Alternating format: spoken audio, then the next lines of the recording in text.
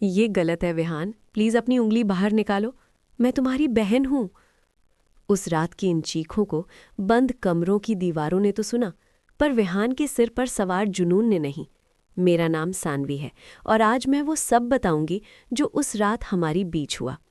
इस कहानी में कोट की रहने वाली हूँ। मेरा नाम सानवी है। मेरी उम्र 19 साल है।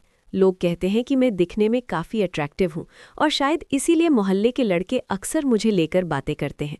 मेरा परिवार बहुत छोटा है। मैं, मेरा छोटा भाई विहान और मम्मी पापा का निधन तब हो गया था जब मैं 7 साल की थी। मम्मी को पापा की जगह बैंक में नौकरी मिल गई और उन्होंने हम दोनों को पाला। अब मैं और मेरा भाई दोनों कॉलेज जाते हैं। ये 3 महीने पहले की बात है। उस दिन सोमवार था और मैं कॉलेज नहीं गई थी। विहान और मम्मी हमेशा की तरह अपने अपने काम पर चले गए।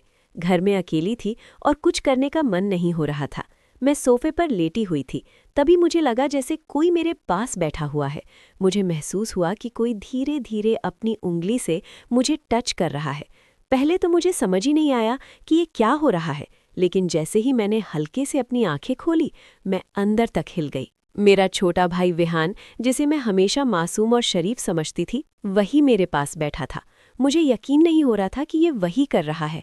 मेरा दिल बहुत तेज धड़कने लगा था और मुझे समझ नहीं आ रहा था कि मैं क्या करूं।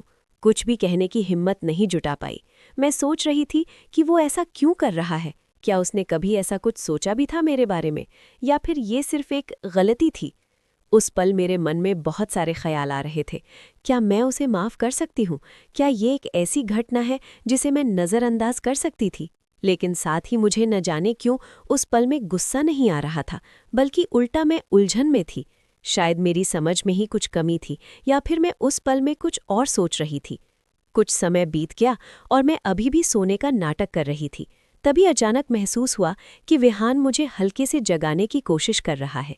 उसकी उंगलियां मेरे कंधे पर हल्के से छू रही थी, लेकिन मैंने अपनी आंखें नहीं खोली।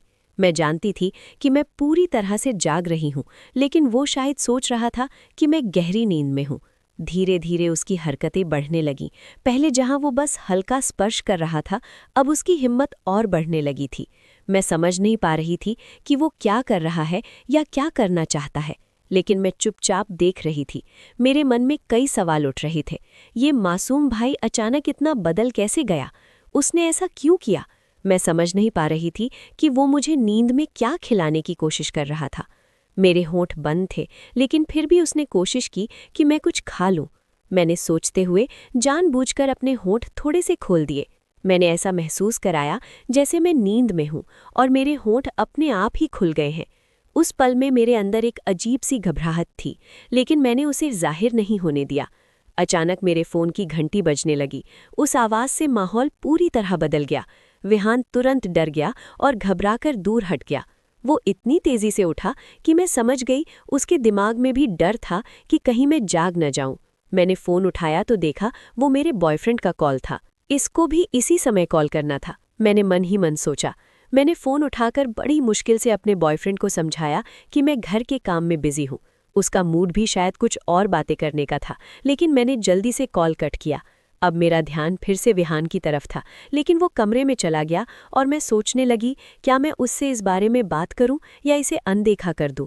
बहुत देर तक मैं अपने विचारों में उलझी रही। मैंने सोचा कि अगर मैं इस पर कुछ नहीं कहूंगी तो शायद ये घटना फिर से हो सकती है, लेकिन अगर मैं उसे कुछ कहती हूँ तो हमारे बीच का रिश्ता हमेशा के लिए बदल जाएगा। फिर मुझसे और रहा नहीं गया। मेरे मन में उथल-पुथल मची हुई थी और मैं विहान से बात किए बिना खुद को रोक नहीं पा रही थी।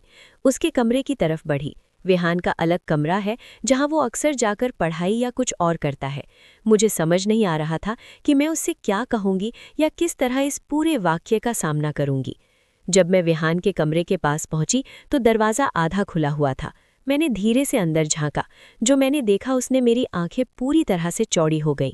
विहान बेड पर लेटा हुआ था और वो अपने हाथों से कुछ ऐसा कर रहा था जिसे मैं अब तक सिर्फ एक बच्चे की तरह देखती थी। वो ऐसा कर सकता है, मैंने कभी सोचा भी नहीं था।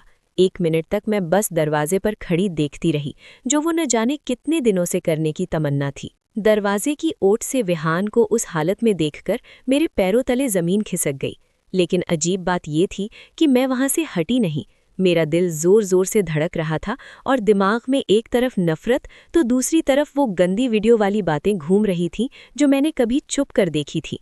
अचानक विहान की नज़र मुझ पर पड़ी और जैसे उसके चेहरे का रंग ही उड़ गया।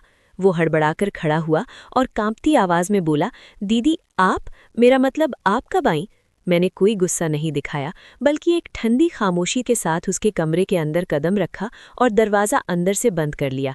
विहान डर के मारे थर-थर कांप रहा था। उसे लगा कि शायद आज मैं मम्मी को सब बता दूंगी और उसका भविष्य बर्बाद हो जाएगा। लेकिन मेरे मन में कुछ और ही चल रहा था। उस पल की वो छुअन और उसकी वो बेबाक हरकतें मुझे एक अलग ही दुनिया में ले जा रही थी। मैंने उसके करीब जाकर उसके सिर पर हाथ रखा और धीमी आवाज़ में पूछा, विहान, तुम ये सब कब से कर रहे हो? क्या तुम्हें अपनी बहन में वो सब नज़र आता है जो तुम उन गंदी फिल्मों में देखते हो? विहान की आंखों में आंसू आ गए और उसने मेरा हाथ पकड़कर माफ़ी मांगनी शुरू कर दी, लेकिन मैंने उसका हाथ नहीं हटाया। उस रात घर में कोई नहीं था और माहौल में एक अजीब सी भारीपन थी। मैंने उसे एहसास दिलाया कि जो उसने किया वो गलत था, लेकिन मेरी बातों में डांट से ज़्यादा एक रहस्यमयी खिंचाव था। देखते ही देखते हमारे बीच की वो मर्यादा की दीवार धुंधली पड़ने लगी। विहान ने जब देखा कि मैं नाराज़ नहीं हूँ तो उसकी हिम्मत फिर से बढ़ने लगी। उसने धीरे से मेरे दुपट्टे को छुआ और मेरी आंखों में देखते हुए कहा, दीदी आप बहुत सुंदर हैं। उस एक जुमले ने जैसे सब कुछ बदल दिया। उस रात कमरे की लाइट बंद हुई और हम दोनों ने एक ऐसी राह पकड़ ली जिसका कोई अंत नहीं था। वो रात एक ऐसे राज में तब्दील हो गई जिसे हम दोनों ने दुनिया की नज़रों से छुपाकर अपने दिलों के किसी अंधेरे कोने में दफन कर दिया।